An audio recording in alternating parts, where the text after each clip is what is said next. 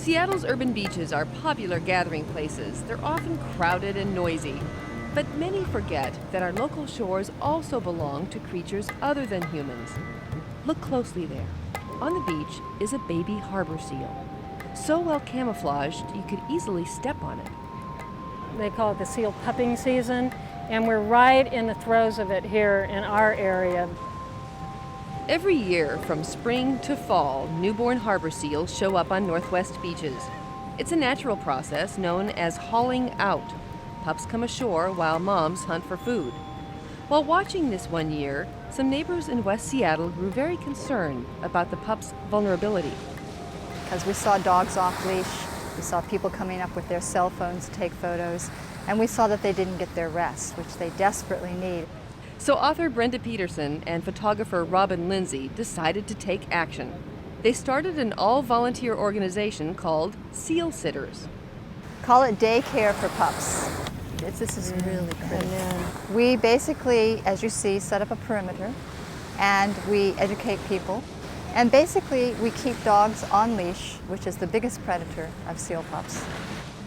So I just am completely obsessed, I admit it. I'm completely obsessed with them. Apparently others are too, because in 10 years, Seal Sitters has grown a lot.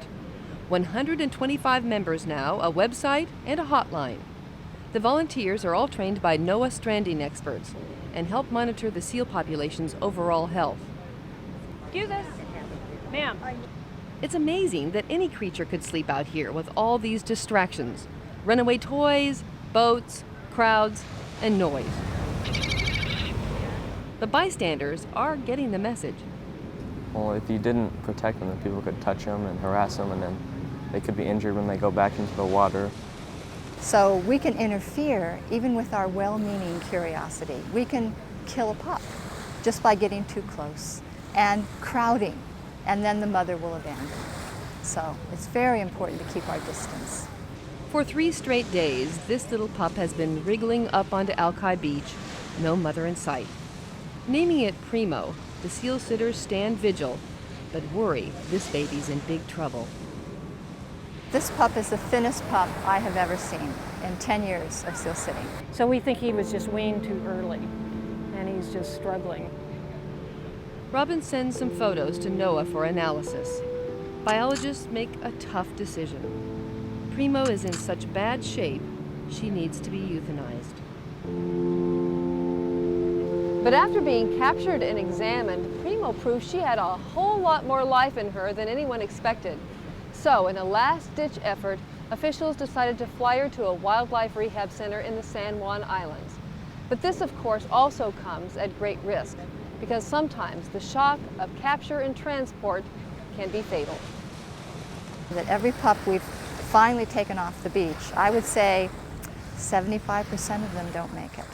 So we're very cautious about ever taking a pup off the beach, ever. So does the mom have the pup on the beach? Unfortunately, though, many well-meaning people do just that.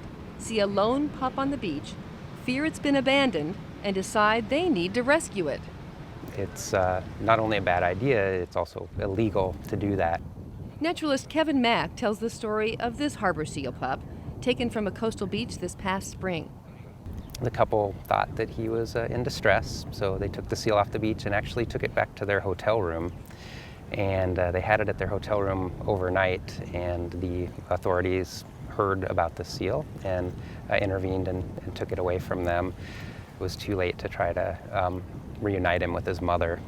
He had become dehydrated and he needed some attention, some medical attention. So at that point, he was sent on to Paws Wildlife Center for care. After 3 long months of rehab at Paws, this little guy is finally ready for return to the wild. The young seal is netted up, put in a carrier, and driven 150 miles to ocean shores. You know, they're charismatic, it's undeniable, and we obviously care very deeply about these animals, which is why we do the work that we do.